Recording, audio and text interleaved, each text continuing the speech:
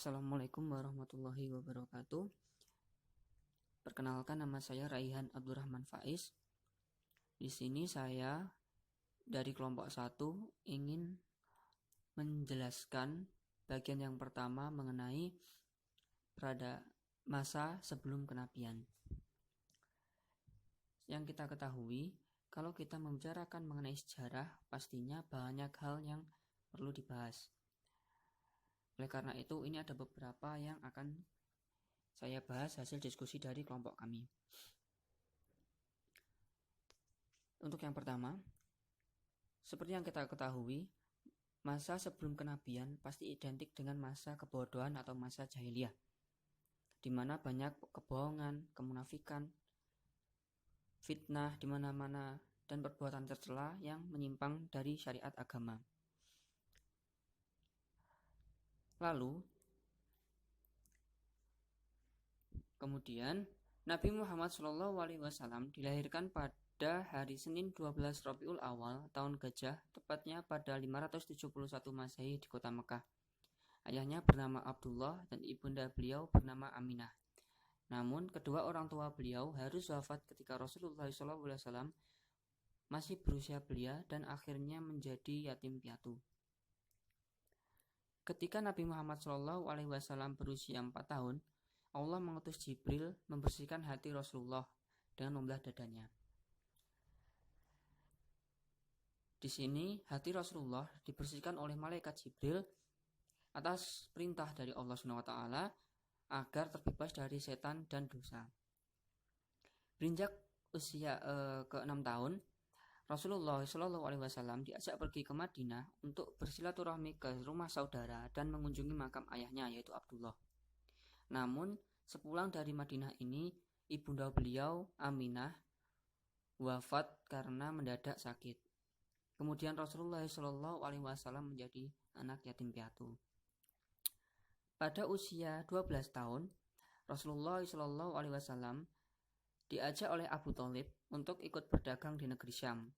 Pada umur 12 tahun, Rasulullah SAW diasuh oleh Abu Thalib dan diajak untuk berdagang di negeri Syam.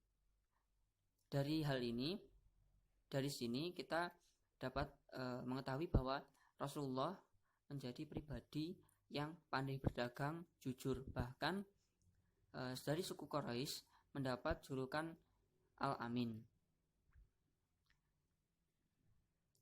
Kemudian di usia beliau ke-25 tahun, Rasulullah SAW mempersunting Khadijah, di mana Khadijah ini adalah saudagar kaya dari Mekah dan beliau adalah seorang janda serta wanita yang soleha.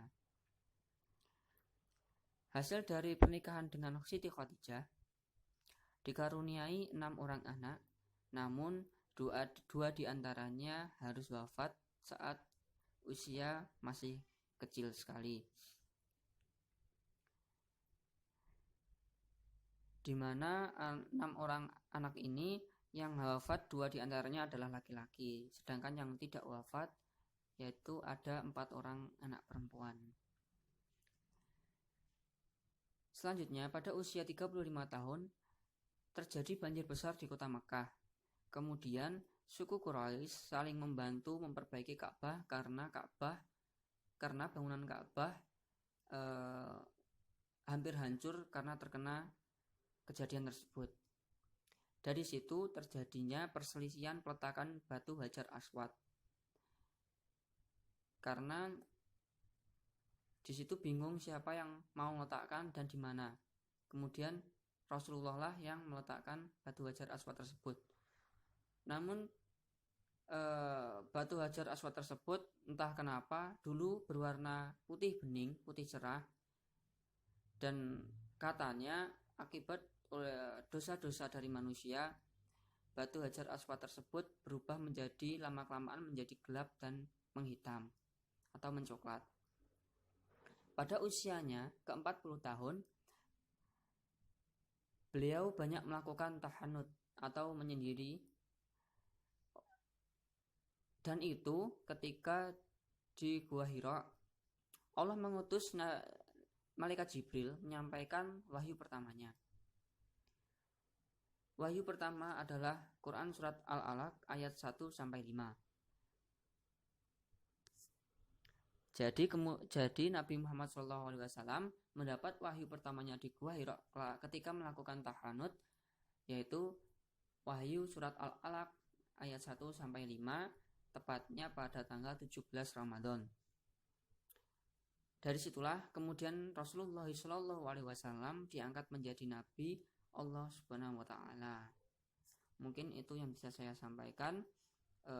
Ada kurangnya saya mohon maaf. Bila ada yang menambahi dipersilahkan. Wassalamualaikum warahmatullahi wabarakatuh. Assalamualaikum warahmatullahi wabarakatuh.